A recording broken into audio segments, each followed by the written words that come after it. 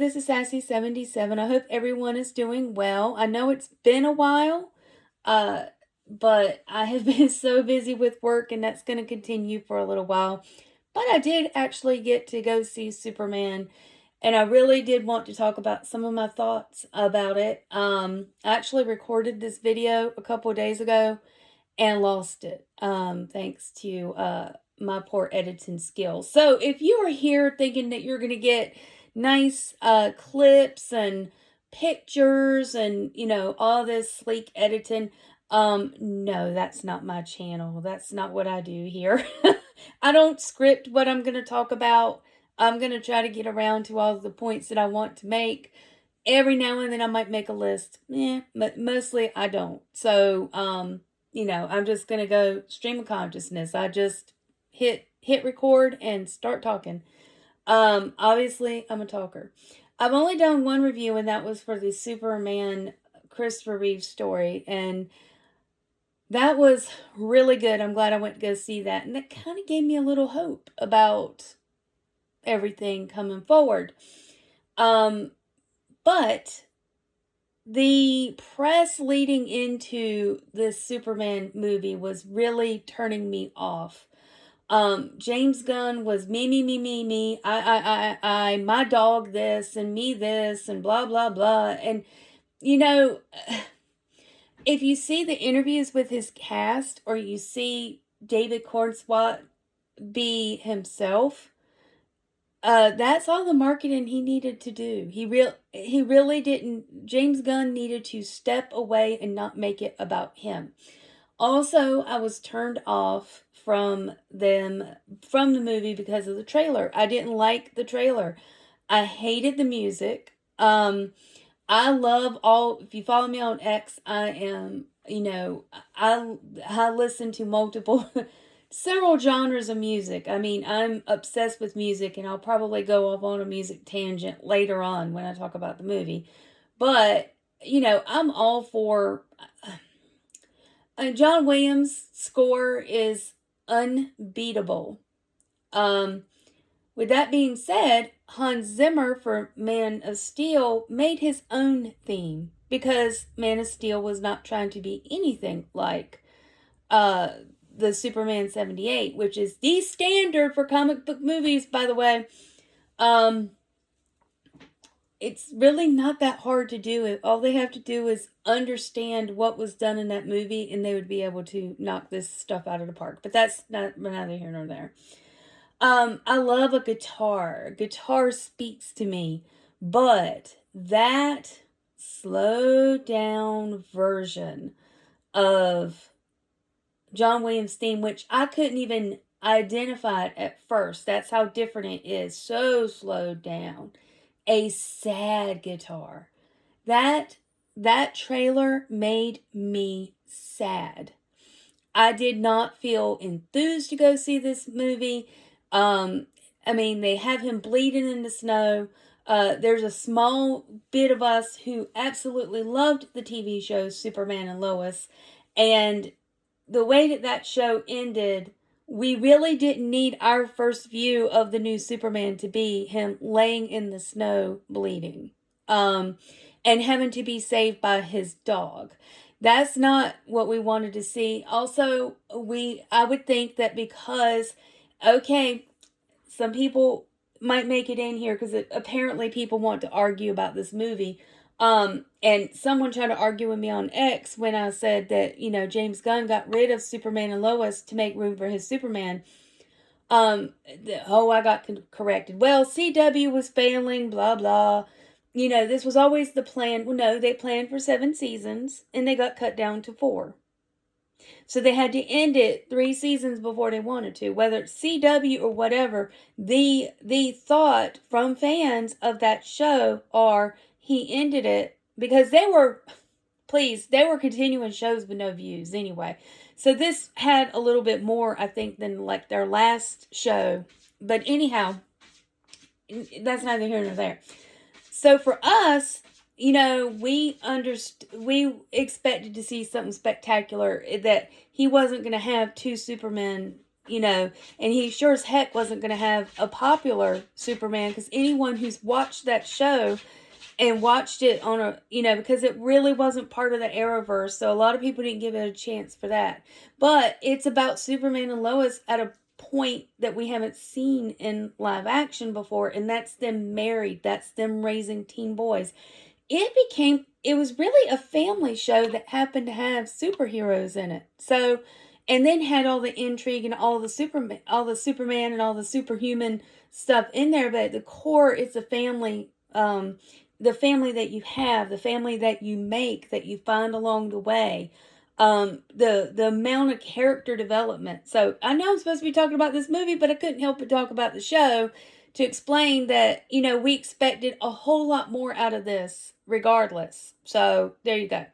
So I wasn't going to go see it because, for one, the trailer, the music, Tyler and Bitsy from Superman and Lois have become my favorite portrayal, just under Christopher Reeve and Margot Kidder. And, I'm obviously a huge Superman 1978 fan. Grew up with it my whole life. Don't remember my first time seeing it. It came out the year after I did. I remember today that one of my older brothers, explained to me how Superman flies. I thought Superman was real. And when I found out he wasn't real and he flew by a crane, when I tell you it broke my little girl heart, it broke my heart. I remember how much I cried and how heartbroken I was that Superman wasn't real. And, so I had those memories and everything else. But I enjoyed Man of Steel. I didn't hate Man of Steel. I liked certain aspects of it. There were certain things I loved. I actually loved all of that time on Krypton and seeing, Russell Crowe as the action Jor-El. I actually enjoyed that part of it. I just think that it was too dark. And, Superman's not a dark character, in my opinion. Or is my opinion as someone who is pretty much just live media. I maybe read a few comics when I was a teenager. But for the most part, he's a hopeful character. So James Gunn's Superman. So if we're going to talk about some of the things I liked. So I'm going to assume by now you already know the plot. You already know what's going to happen, blah, blah. One thing that was really, really done well was the casting in general. Loved Mr. Terrific. I hope he gets his own movie, not a TV show. I really want to see him get a couple movies. They gave him one of the best lines, I think, was him looking through binoculars, whatever he was looking through. And Loves is like, wait, what do you see there? He goes, it's a dog. It's a flying dog. Like, he was the audience for a minute, just kind of deadpan or whatever. But the romance between Superman and Lois, I really liked. They have wonderful chemistry. There's this, they're like 3 months into dating, so we don't have to go through the will they, won't they. She doesn't know who he is and all that stuff. I didn't mind skipping that part. I really didn't mind skipping that part. I thought that was fine. And it's a tenuous relationship. They're just feeling each other out. So a lot of people thought that it was going to be heavy on the girl boss. They thought it was going to be heavy. They didn't like that scene where, the bits and pieces of Lois interviewing Superman. They didn't like that he yelled at her. Well, I actually thought that was pretty realistic. I mean, to be honest, us ladies, we can push some buttons, and we yell back. We argue back. A lot of us do. I'm one of those women that, my name is Sassy. Come on. Obviously, I'm a sarcastic, sassy person. And usually when I really get mad and tell my husband off, he laughs at me. Kind of like some people think it's hilarious when I drop the F-bomb on my channel, which may happen. And I'm going to try not to, but it may happen. So JJ has joined us. She's my shadow. But anyhow, that's what we do. But there's this. So it's going to surprise a lot of y'all. I'm a tomboy, right? But I'm still a girl, and I still dig romance. I love action adventure, but I love when they throw a romance in there.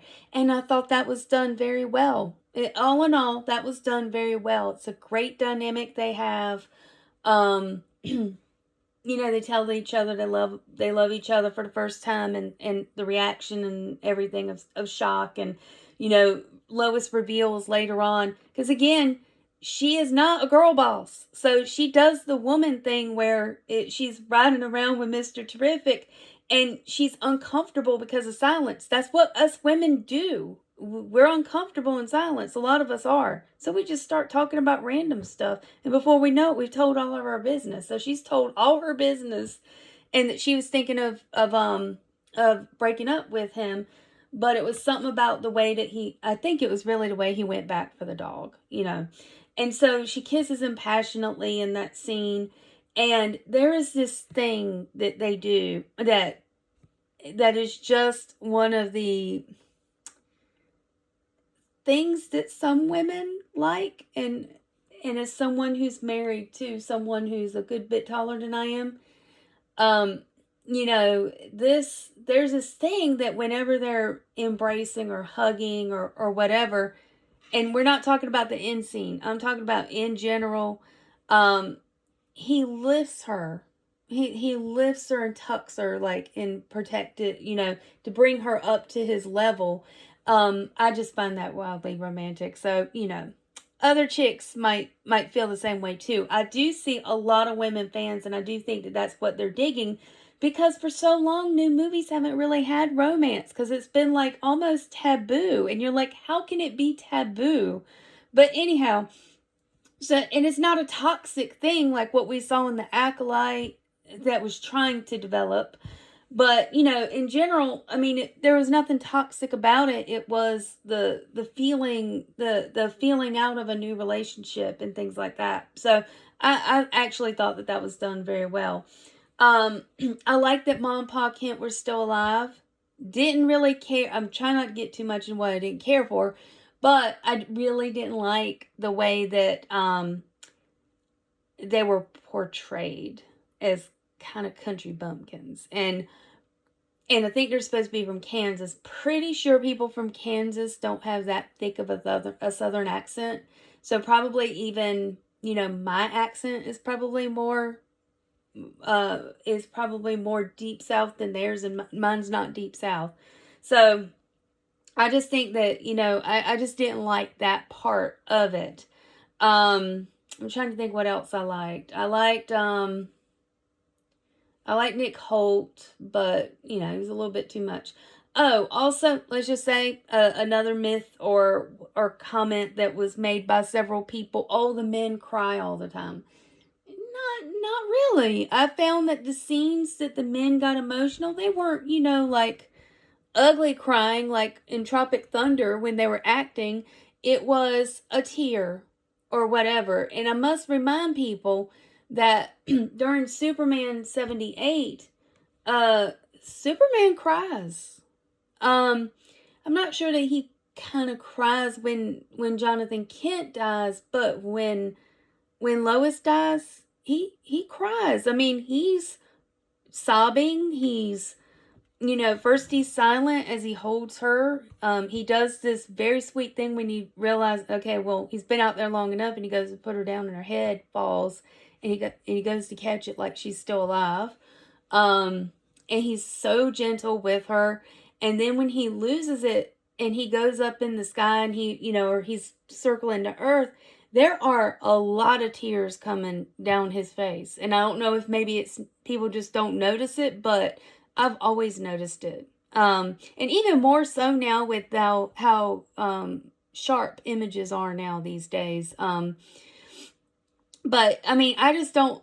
Do I think that some of it was a little bit too intense? I got to remember it's Gen Z. They're a little bit more in touch with their feelings. I think that, it's a lot said about how weak he is, but really he just gets defeated. He gets, a little kind of in rough patches, but he's using his friends or his other metahumans to help in a way. He gets rescued he gets helped a couple times by Crypto, things like that. I don't think it was overly that he was weak. And I know people find him boring because of the whole he's overpowered thing. But I don't necessarily feel like that was the case. I just, is when I'm going to start getting into what I don't like. I actually think it should have been just him in the movie. I think the biggest critique of the whole DC universe was they did Superman, then they did Batman versus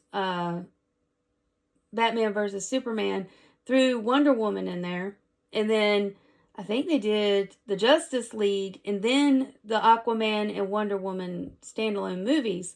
So I think people felt like it was rushed. So now he's gone to reboot the whole thing, and now he's got everybody in it. And I just think it should have been about Superman first, maybe introduce. He does drop us into the action. They already know he's Clark. They have a name. But you're sitting there going, well, what's their background? What's their deal? And I'm not somebody who has to have everything fed to me. I don't mind a good mystery or whatever, but I just felt like they didn't belong. Especially since he cut down the time of the movie. Instead of it being like a 2.5 hour movie like most movies have been for the last, 10 or 15 years? It's only 2 hours, so at least he cut down the runtime. But it wasn't enough. It really wasn't enough. You only got a little bit of Clark. You got mostly Superman, which is fine. I do love the colors. The colors were bright. I'm happy to see a bright colors. I don't mind the underoos on the outside, but y'all got to remember, I grew up with Superman 78. Also, I did not... Oh, wait. It was right there. About the colors. It was right there. I lost it. Sorry, y'all. I worked like a 13-hour day today. Excuse me. But yeah, it'll come back to me and I would have forgot. Oh, it was when he was fighting, I guess you call it a kaiju, and the kids are cheering for him. I didn't mind the under the pavement thing. I didn't mind that he was saving a dog. Didn't mind he was saving a squirrel. I think that they showed a lot about his personality in that fight because he didn't want to kill the kaiju. He just wanted to take him somewhere and, take away the danger from Metropolis. And then at the end, when he's upset with the Justice Gang for killing it and killing it in a very painful way. Like he could see that it was going to be painful. So he has a lot of empathy, and I love that about that. I think that he's back to being kind of a naive kind of Boy Scout type thing. And I think it was, check out his channel. Lauren Connor was very sweet when he posted about it. He enjoyed the movie, and I asked him a couple questions, and he really gave me a good detailed answer. So check him out if you like detailed analysis into things. I'll put a link to his channel. But I did like that, he cared about everyone, and then like all the kids come running up to him and hug him. I liked that. I thought that was a really nice touch, and he's asking him, hey everyone, you okay? He's checking on him, and making sure everyone's all right. I do like that part about it because it's nice to see that he had a moment to slow down and kind of just show that he really is someone who wants to help people. And I'm not saying the other versions of Superman most recently did not. Certainly if you watched Superman and Lois, you'll see that that's definitely not the case.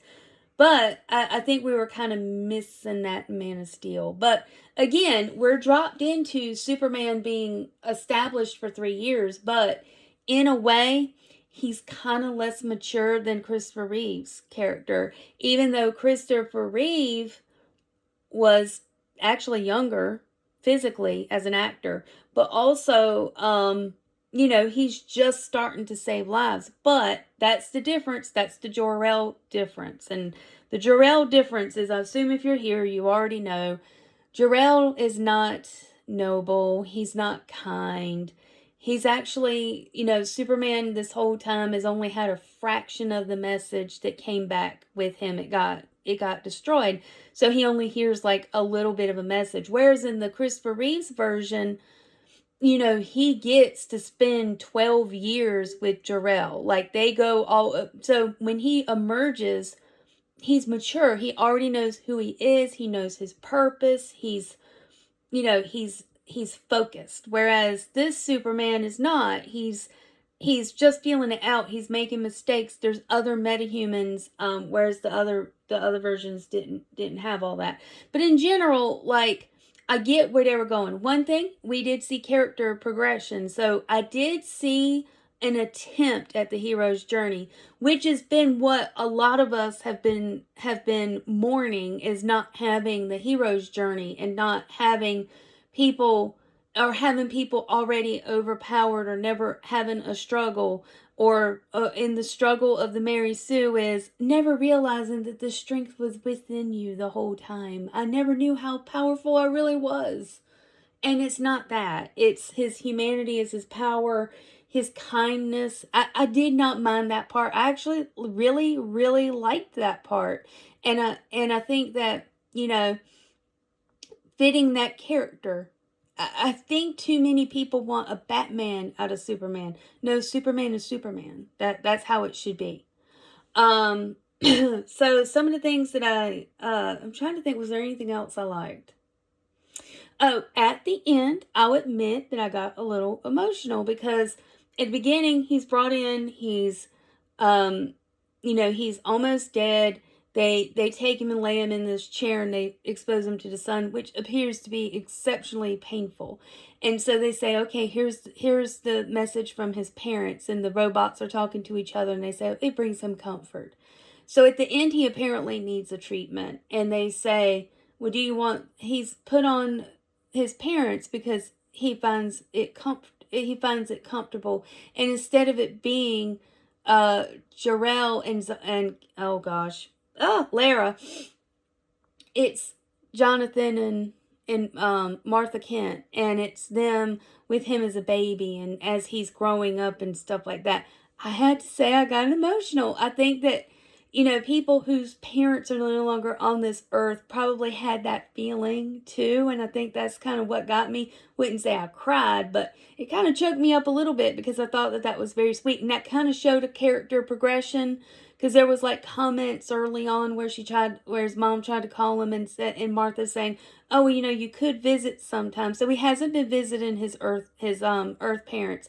Both of his parents are still alive, which again, I mentioned earlier, I really liked that part of it.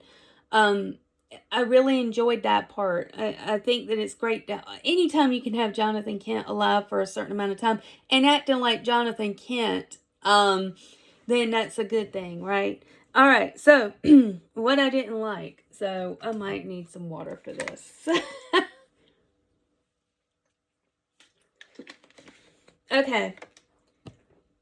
Oh, I like the dog. I don't like that he was CGI so much, but I did like the dog.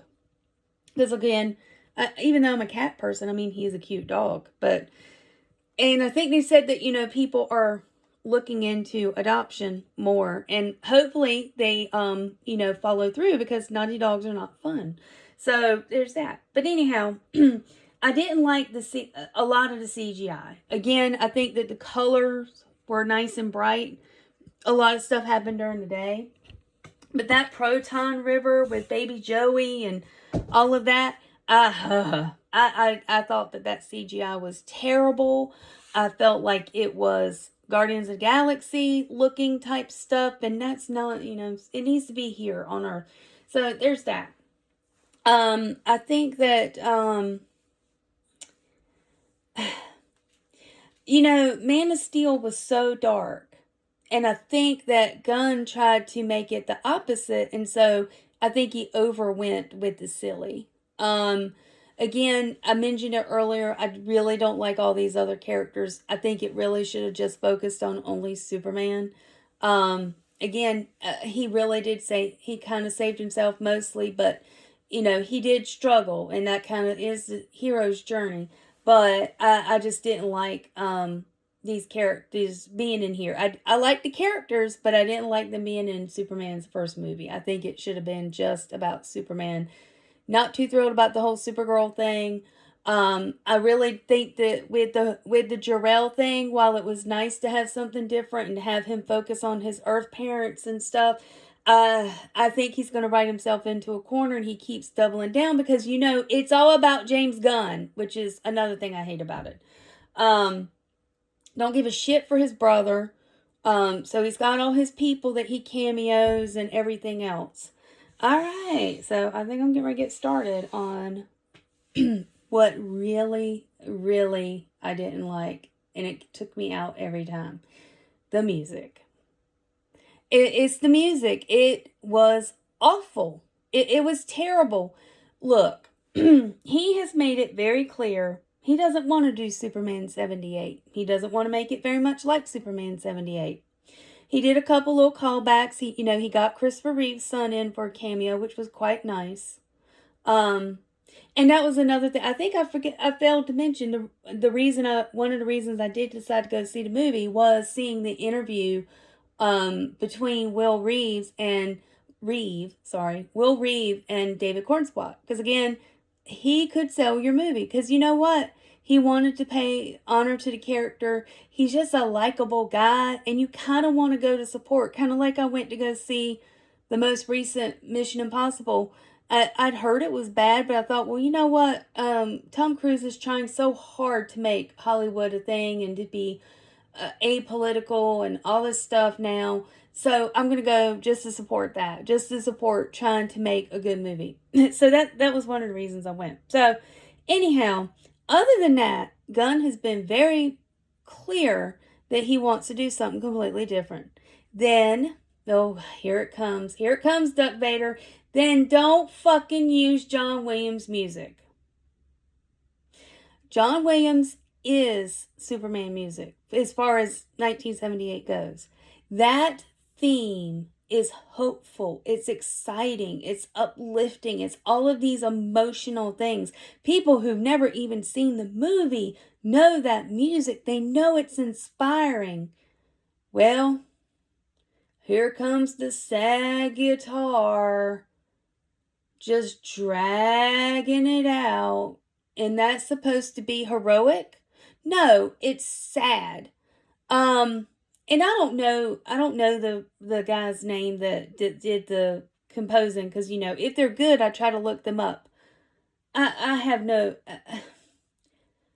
I think that he failed the assignment. I mentioned earlier Hans Zimmer gave his Man of Steel a completely different theme. He didn't try to rethread it.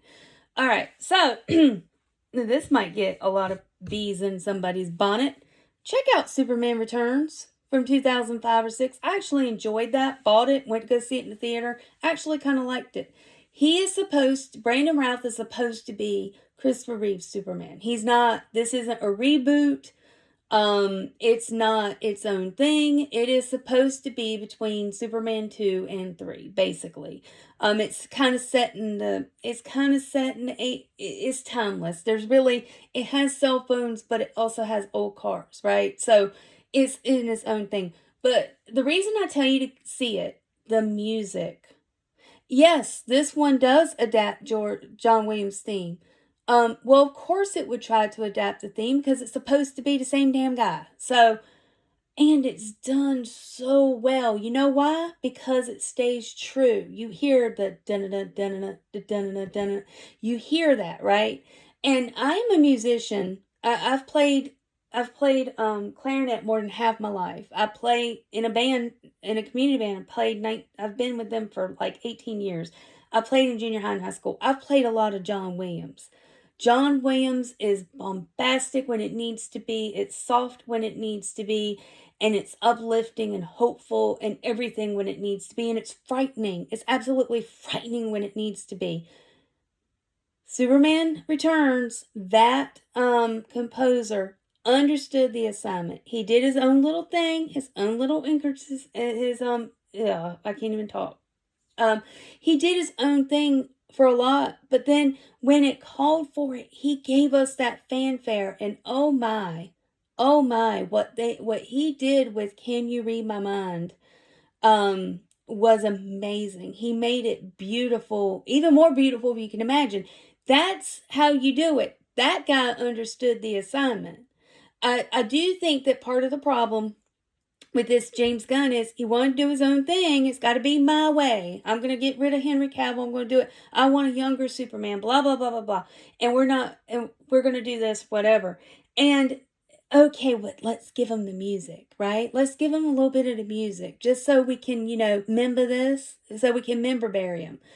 Don't member bury with music unless you know what the fuck you're doing. Oh, sorry. Ugh. But I get passionate about the music. And then this really pissed me off at the end. Fist. This pissed me off at the end. This asshole put swoops in on the end credits. Okay, so you don't make him anything like Christopher Reeve's Superman other than black hair and blue eyes. And big. He's a big, tall fella. He's taller than the last couple of Supermen, right? But you steal the theme, fuck it up, and then you steal the swoops. Like, those are the things that are kind of instantly recognizable, the swoops, the whew, when it comes in. So iconic. The music is so iconic. And you ruined it. Like, it just drives me nuts. So, Mark with a C. Shout out to Mark with a C. He said that, I watched his review. Check his review out. His review, he said nobody's talking about the music, and he was pretty disappointed in it too, but I don't think he was as pissed as I am because they fucked up John Williams' music. Don't fuck up John Williams' music. Like, if you're going to do something with it, you have to either make it the same or try to make it a little bit better, but slowing it down into this sad, slow guitar. And I love a guitar. Y'all have no idea what a guitar does to me, but I hated it. It made me sad. I just did not want to watch the movie based off of that. Now, there's this thing that's going on, though, that happens when the Justice Gang plays and comes on, and it's a little bit, it's like a little rock and roll metal. I don't have a problem with that. I actually like that. Like, it kind of makes me think of Wonder Woman's theme. From the Justice League, like, that theme, she had the best theme out of everybody, way better than everybody, just the whole thing. So just in general, that. Also, I don't care that they race swap Otis. I really don't. My problem with Otis is they made him smart, and he was barely there. Like, it's only like maybe his second or third scene that you find out that is Otis, and you're just like, but he's smart. And they made Miss Tessmacher stupid. Like, seriously? You made Miss Tessmacher stupid. Okay, Miss Tessmacher and again, I don't mean to keep comparing, but Miss Tessmacher in the first one, she is beautiful. She's stacked. She doesn't mind using that to play into a man's weakness or whatever. She uses her femininity, and she's smart about it. Like, when Otis messes up the bomb, she goes and fixes it. Like, she's doing it in stilettos and a red dress with a wig on, and what would be so uncomfortable, she does it. And then when it comes down to it, she has a heart. It's about her mother, but she's always kind of on that fence. Like, she's already on that fence because she's kind of mesmerized by Superman because he's just, he's Christopher Reeve, and so dang attractive. But the thing is like, she knows right from wrong. She knows that she's attracted to Lex, and Lex is charming in a way. You could kind of see he's really smart or whatever. In this one, she is a dumbass. She is so dumb. And I'm like, why would you make her so dumb? And she's hung up on Jimmy Olsen. Okay, I get that that's supposed to be a joke, right? But the only reason that she is ratting anyone out is because she wants to hook back up with Jimmy. And I'm thinking, okay, he must be good in bed or something for her to be that nuts about him, because other than that, like, Lex is awful. Like, he is mean to, like, there's nothing charming about this Lex. Like, he is full on almost as bad as Kevin Spacey evil, as far as like how would any, even a skank hoe, how would even a skank hoe be interested in him? He's that mean and hateful. So I just, it just, that did not, and I get it, hey, nerd guys are cute, but for all these hot women to be after him, I get that that's the joke, but I just kept going, what? I didn't quite understand that, but I think that's mostly my gripes, is just the music. Like, come on, just stop. Just stop.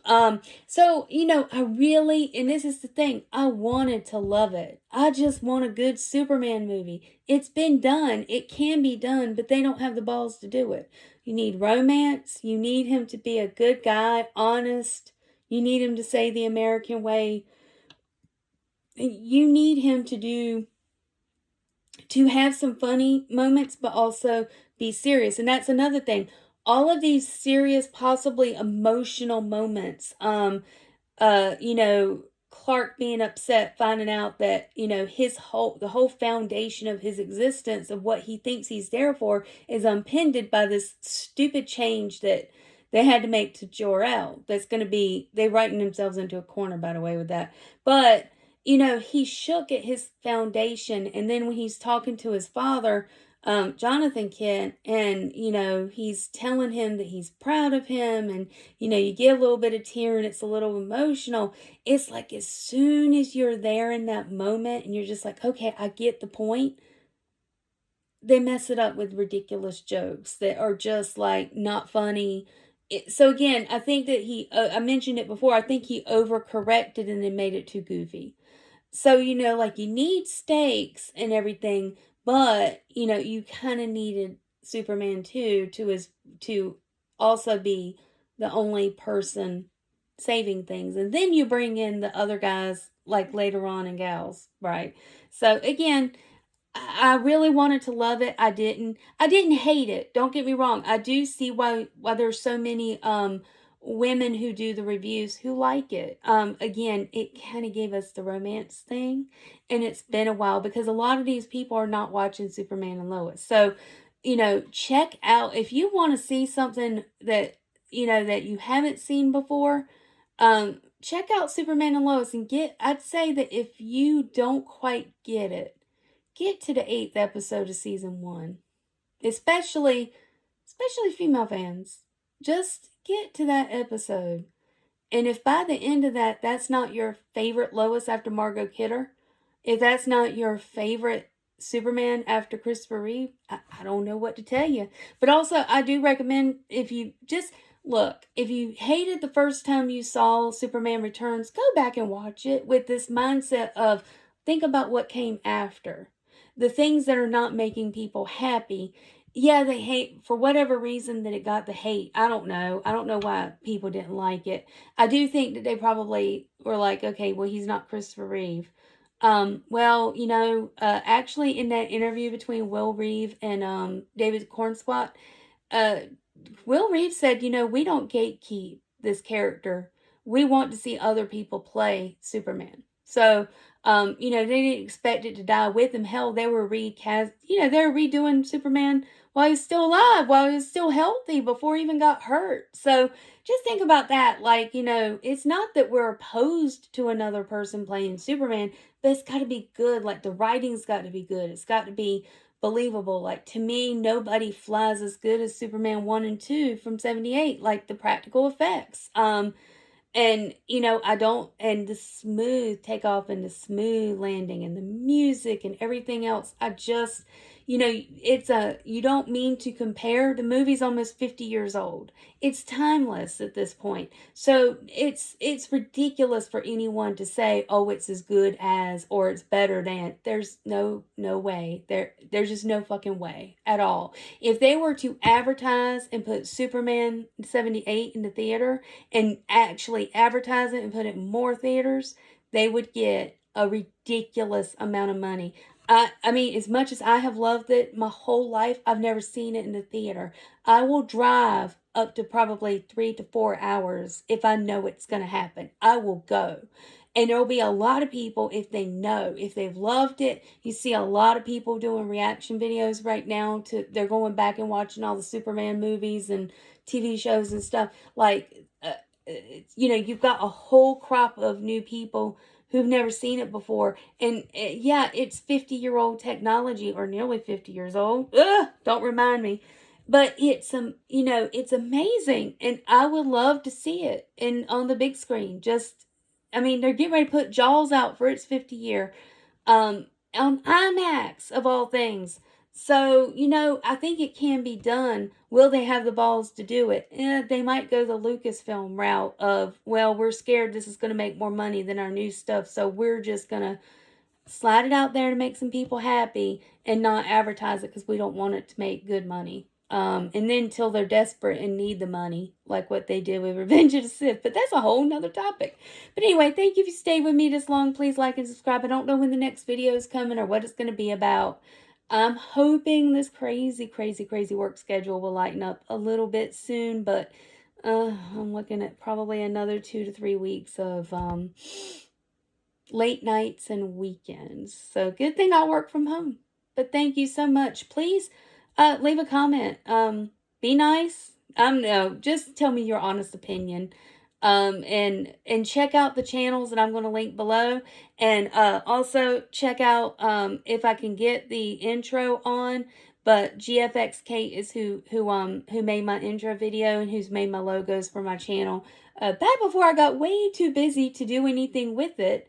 This is my first kind of review of a real movie instead of a documentary. So, again, I'm not the traditional type. I'm just going to talk. So, if you enjoyed the talk and would like to comment, if I can't comment immediately or respond immediately in the next day or two, please understand my work schedule is insane right now. Like right now, I've got a burst of energy. The second I sit still, I'm liable to fall asleep sitting up, and my husband's going to have to wake me up and say, are you actually going to get in the bed tonight, or are you just going to sleep sitting up? So, again, I hope everyone has a great evening. And don't let anybody convince you not to go see it if you want to go see it, to form your own opinion. I highly recommend, for the special effects, the better special effects alone, it's always good to go see it in the theater and have your own mindset of it. And again, just because I don't like it doesn't mean that you won't love it. And just because I don't hate it doesn't mean you won't hate it. But I think that we all need to approach it with a bit of an open mind and understand it's not going to be Man of Steel. It's not going to be 78. It's not going to be any of these things. It's going to be its own thing. But I get mad when it tries to call back to the things that it's trying to get away from. Don't call back to it if you're trying to get away from it. I don't care. Don't do it. Hey, only 3. Only 3 F-bombs, Lord Duck Vader. All right, everyone, I hope you have a good one. Thank you. Bye.